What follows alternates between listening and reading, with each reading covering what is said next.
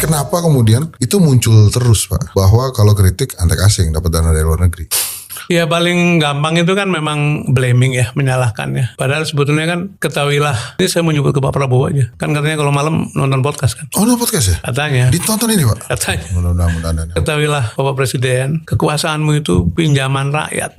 Bapak melamar ke rakyat, minta dipilih. Saya juga pernah membantu tahun 2019. Yeah. Kemudian setelah duduk, seluruh hidupmu diongkos oleh rakyat. Menterimu diongkos oleh rakyat. Dirjenmu diongkos oleh rakyat. Jadi memang tugasnya adalah di samping bekerja sebaik-baiknya, antara lain siap dikritik. Kan sama saya dengan punya pegawai di rumah atau di kantor, karyawanmu itu. Anda bayar, maka diwajibkan melakukan tugas-tugas begini. Kalau tidak perform, gimana? Kan mesti dikritik itu. Jadi sikap tiba menerima kritik sudah jelas keliru, apalagi sikap menyerang balik. Lebih keliru lagi gitu. Dan mari kita lihat hari ini Pak, seluruh respon mengenai statement-statement kepala negara yang nadanya itu terus begitu, makin hari makin keras. Ini saya tidak sedang mengkritik pemerintah, tidak. Tapi sedang mendudukan soal bahwa hubungan antara pengurus negara dengan rakyat itu adalah hubungan tuan dan pelayannya gitu sebetulnya. Kita yang membayar pajak adalah tuan, para pengurus negara adalah pelayan. Dan sangat wajar kalau tuannya menuntut pelayannya untuk bekerja sebaik-baiknya. Coba kalau karyawanmu dikritik kemudian marah, ini Pak Hensat antek asing nih, saya ditegur terus-menerus itu. Kira-kira gimana tuh? Saya keluarin Pak.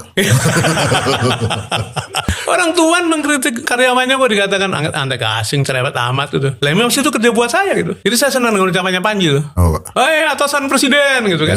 Itu kan gitu. Ya memang betul, kita ini atasannya presiden. Tapi kan kita juga ngukur, nggak sembarangan, nggak ngomong tidak sopan, kita pakai data gitu. Jadi menurut saya nggak boleh berhenti. Dan kita harus terus mengajak teman-teman, terutama yang muda-muda, untuk mereklaim haknya sebagai warga negara. Saya pengen cerita juga, saya bersikap begini kan bukan hanya karena di luar. Ketika di dalam saya kerjain dengan baik, dan ketika ada masalah, saya hadapi aja gitu. Kan beberapa orang mengatakan, yuk karena kalah, karena di luar, kemudian kerewet. Kagak, nggak ada urusan kalah menang. Kita berteriak karena mesti ada yang diteriakin, kita bicara karena mesti ada yang dibicarakan. Dan tadi menjaga hubungan antara tuan sebagai pembayar pajak dengan pelayan sebagai pengurus negara itu harus dijaga gitu. Bapak percaya nggak ada antek asing? Ya, negara sebesar ini pasti adalah, tapi menurut saya yang bersuara mengenai keadaan itu lebih banyak yang genuine, lebih banyak yang betul-betul karena sayang bangsa ini, karena cinta, karena punya nasionalisme gitu. Mau berapa sih kekuatan asing? Dan biasanya begini, orang kalau bekerja pakai bayaran tuh kayak handphone pakai pulsa Pak.